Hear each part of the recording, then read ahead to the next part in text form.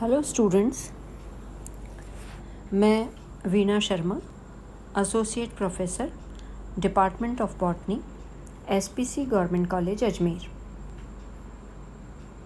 आज हम MSc final के एमएससी फोर्थ सेमेस्टर के पेपर 16 जो एडवांस इकोलॉजी का पेपर है उसमें से एक टॉपिक है जो रिन्यूएबल एनर्जी सोर्सेज हैं जिस पे हम आजकल चर्चा कर रहे हैं। उनमें से हम एक और तरीके के रिन्यूएबल एनर्जी सोर्स जो कि हाइड्रोजन एनर्जी के रूप में जाना जाता है उसके बारे में हम कुछ चर्चा करेंगे। हमें पता है कि हमने डिफरेंट टाइप के रिन्यूएबल एनर्जी रिसोर्सेज पढ़े हैं पिछले दिनों में, और जो मेन हैं रिन्यूएबल एनर्जी रिसोर्सेज जो इनएग्जॉस्टिबल हैं, जिनको हम अल्टरनेटिव सोर्स ऑफ एनर्जी भी कहते हैं, ये कई तरीके के हैं जिनमें हम hydrogen power energy, bio energy, geothermal, solar, wind energy, ocean energy के बारे में पढ़ चुके हैं। आज हम हाइड्रोजन एनर्जी के बारे में कुछ बात करेंगे। तो हाइड्रोजन एनर्जी जो है वो एक बहुत ही क्लीन फ्यूल के नाम से जाना जाता है और एक एनर्जी कैरियर है ये that can be used for broad range of applications and also it could serve as a possible substitute to liquid and fossil fuels. Its physical properties could be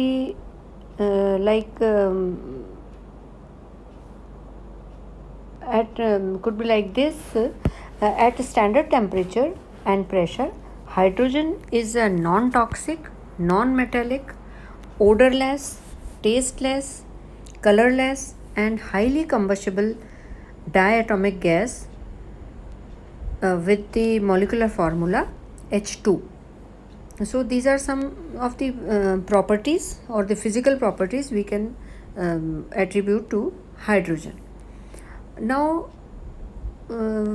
this hydrogen जो है वो energy के source के रूप में जो काम आती है वो कहाँ से प्राप्त होती है और उसका कहाँ हम स्टोरेज करते हैं उसके बारे में हम बात करेंगे, अकरेंस एंड स्टोरेज। तो अगर हम इसके नेचुरल अकरेंस की बात करें तो ये एक अबंडेंट एलिमेंट के रूप में यूनिवर्स में मौजूद है। हमें पता है कि 78% तो नाइट्रोजन गैस है, लेकिन जो हाइड्रोजन है वो भी काफ़ी मात्रा में यूनिवर्स में गैस के रूप में मौजूद है। और जो सन और दूसरे जो स्टार्स हैं they are composed largely of hydrogen. और इसके अलावा भी जो प्लांट मैटर है, जो पानी है धरती पे, उसमें भी हाइड्रोजन काफ़ी अमाउंट में पाया जाता है।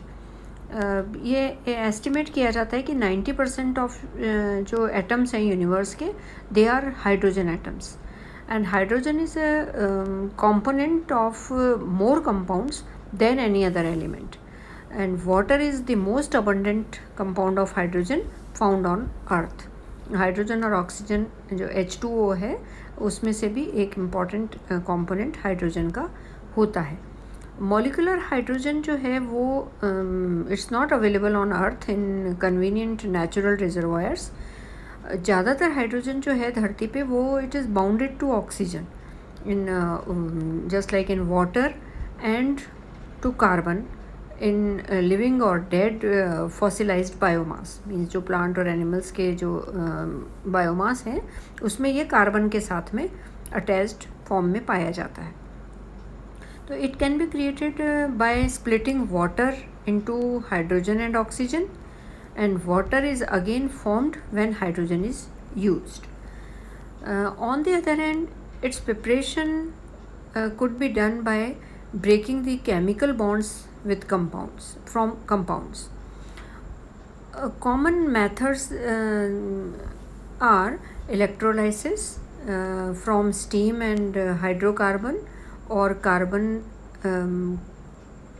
reaction of metals with acids, ionic metal hydrides with water. इनके द्वारा हम इसमें कार्बन से इसके जो हाइड्रोजन के साथ बॉन्ड्स हैं उनको तोड़ सकते हैं।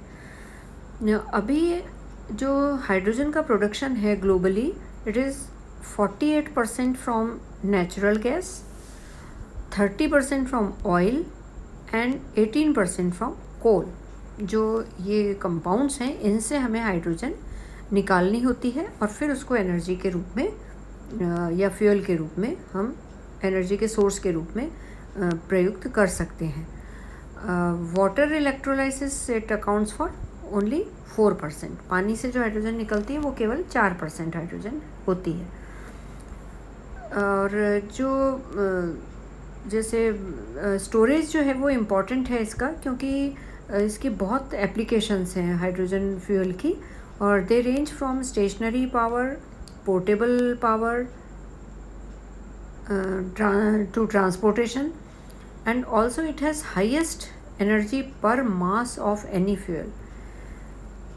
लेकिन जो इसका लो टेम्परेचर डेंसिटी है वो इसको low energy per unit volume देता है। इसलिए जो इसके जो मतलब स्टोरेज है वो मेथड वो थोड़े मुश्किल हो जाते हैं, क्योंकि इसकी बहुत लो डेंसिटी है। तो इसलिए इसको लिक्विड फॉर्म में ही स्टोर कर सकते हैं, और वो भी बहुत छोटे छोटे ग्रुप्स में इसको बैचेस में इसको स्टोर करना होता है। बाकी दूसरे जो फॉसिल फ्यूल, जो दूसरे एनर्जी के सोर्सेज हैं, उनके कंपैरिजन में। तो हाइड्रोजन जो है वो बेसिकली फिज़िकली स्टोर्ड की जा सकती है एज आइदर अ गैस और अ लिक्विड। तो storage of hydrogen as a gas typically requires very high pressure tanks. So storage of hydrogen as a liquid, it requires cryogenic temperatures, means very low temperatures, because the boiling point of hydrogen at 1 atmospheric pressure is -252 degree centigrade. So hydrogen can be stored on the surface of solids by adsorption or within the solids by absorption. So its storage is a little bit difficult process. Now we can talk about hydrogen as a fuel. Hydrogen is considered an alternative fuel. It is due to its ability to power fuel cells in zero emission electric vehicles.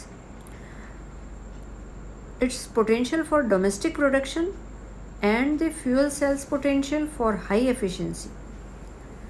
In fact, a fuel cell coupled with an electric motor is 2 to 3 times more efficient than an internal combustion engine running on gas or gasoline. Hydrogen can serve as fuel for internal combustion engines. Potential applications of hydrogen are industrial applications, vehicular transportation, residential applications also, commercial applications जिसमें कि जो telecom tower हैं for providing backup power, उसमें ये इसके जो hydrogen as a source of energy काम में ली जा सकती है। Now we will come to advantages and disadvantages of hydrogen fuel cells. There are many advantages of hydrogen fuel. Means अगर इसको हम फ्यूल की जैसे यूज़ करें तो इसके बहुत सारे एडवांटेज हैं। एक तो क्या है कि ये रेडिली अवेलेबल हो जाती है, क्योंकि ये बेसिक अर्थ का एलिमेंट है और बहुत अबंडेंटली हमारे यहाँ मिल जाता है अर्थ पे। तो इसकी अवेलेबिलिटी तो है, लेकिन जैसा पहले बताया कि ये बाउंड फॉर्म में मिलता है, तो एक बहुत टाइम कंज्यूमिंग प्रोसेस ज़रूर है इसको हाइड्रोजन गैस को इसके जो कंपेनियन सब्सटेंसेस हैं उनसे अलग करना एक थोड़ा मुश्किल काम है। लेकिन फिर भी अगर ये अलग हो जाती है तो ये एक बहुत ही पावरफुल क्लीन एनर्जी सोर्स के रूप में काम में आ जाती है। दूसरा जो इसका एडवांटेज है कि ये बहुत हार्मफुल एमिशन नहीं इसमें से निकलते, उत्पन्न नहीं करती है, और जब ये बर्न की जाती है, जब इसको यूज़ किया जाता है तो इससे कोई हार्मफुल जो सब्सटेंसेस हैं वो एमिट नहीं होते. Basically it reacts with oxygen without burning, and the energy it releases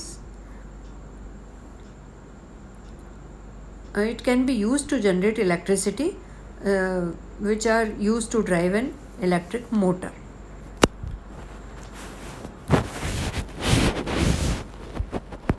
Which are used to drive electric motors and electric vehicles.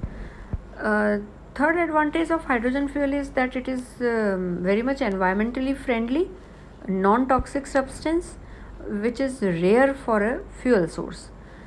Other sources such as nuclear energy or coal and gasoline, they are either toxic or they are found in places that have hazardous environment. क्योंकि hydrogen एक environment के प्रति friendly है, तो it can be used in ways that other fuels can't even possibly match. मतलब दूसरे जो काम नहीं करते वो ये एनवायरमेंटली फ्रेंडली होने के कारण ज़्यादा काम में आ सकती है. और जो हाइड्रोजन फ्यूल है वो बहुत पावरफुल और एफिशिएंट है हाइड्रोजन एनर्जी. और ये इतनी मतलब पावरफुल है कि ये जो पावरफुल मशीन्स हैं such as space ships, rockets, उनको भी ये पावर कर सकते हैं. And also given that it is environmentally friendly, it is a much safer choice as compare to other fuel sources. दूसरा, ये एक बहुत ही एफिशिएंट फ्यूल के जैसे काम में ले सकते हैं इसको एज कम्पेयर टू डीजल और gas, which is much more fuel efficient. And it is used in vehicles also. It means that if a car is fueled by hydrogen, it can go farther than a vehicle loaded with same amount of fuel but using a more traditional source of energy. Means petrol से जो चलने वाली car है उनके तुलना में hydrogen fuel से चलने वाली कारें ज़्यादा माइलेज या एवरेज देती हैं. ये दूसरा जो इम्पॉर्टेंट इसका एडवांटेज हो सकता है कि ये रिन्यूएबल है, रिन्यूएबल एनर्जी का सोर्स है. ये बार बार प्रोड्यूस की जा सकती है. और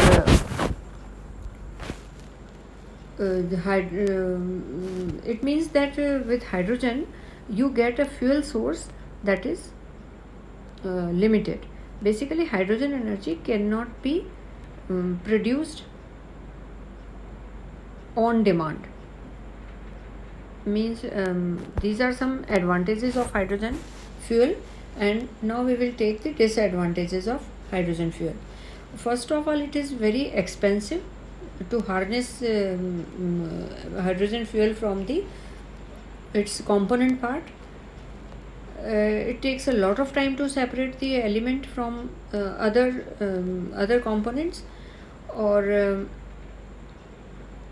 हालांकि प्रोसेस बहुत सिंपल है लेकिन फिर भी ये बहुत लंबा टाइम ले लेता है. और दूसरा कॉस्टली भी है इसको वहाँ से दूसरे जो फ्यूल के दूसरे जो कंपोनेंट्स हैं उसको वहाँ से निकालना. हालांकि हाइड्रोजन जो फ्यूल है वो हाइब्रिड कारों में बहुत प्रयोग में लिया जा रहा है, लेकिन फिर भी ये बहुत ही व्यवहारिक सोर्स नहीं है फ्यूल का सभी के लिए.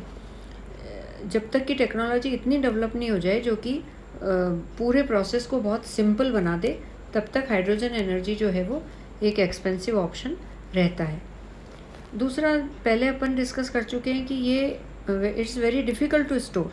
Hydrogen is very hard to move around. मतलब हम इसको एक जगह से दूसरी जगह ले जाना बहुत मुश्किल होता है, क्योंकि हमें पता है कि हम दूसरे जो सोर्सेज हैं फ्यूल के जैसे पेट्रोल डीजल वगैरह हैं तो इनको हम पाइपलाइन से या बड़े टैंकर्स से ले जा सकते हैं. लेकिन क्योंकि ये बहुत लाइट डेंसिटी होती है इसकी, तो हम इसको इसका जो स्टोरेज है और जो इसका मूवमेंट है वो थोड़ा एक्सपेंसिव या डिफ़िकल्ट प्रोसेस होता है. दूसरी बात, ये बहुत हाईली फ्लेमेबल है. Since it's a very powerful source of fuel, hydrogen can be very flammable. In fact, it is on the news frequently for its many number of risks. Hydrogen gas, it burns in air at very wide concentrations.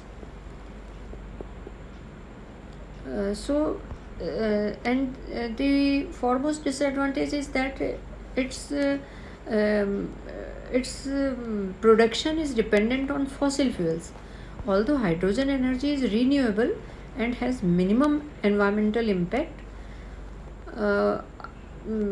other non-renewable resources such as coal, oil, natural gas, they are needed to separate it from oxygen. जो oxygen है उससे इसको अलग करने के लिए हमें दूसरे फॉसिल फ्यूल पे डिपेंड होना पड़ता है.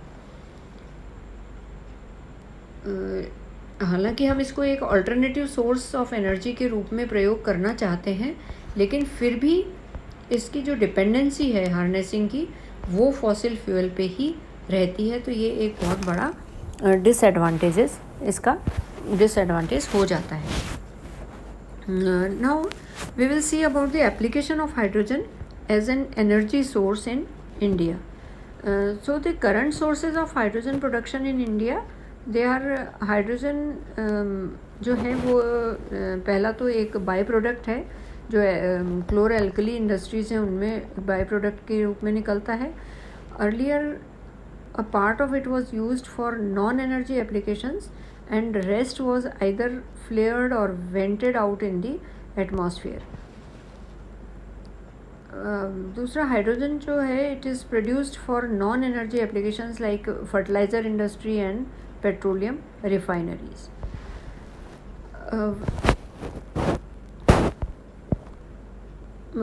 जो एक national hydrogen energy road map बनाया गया इंडिया में,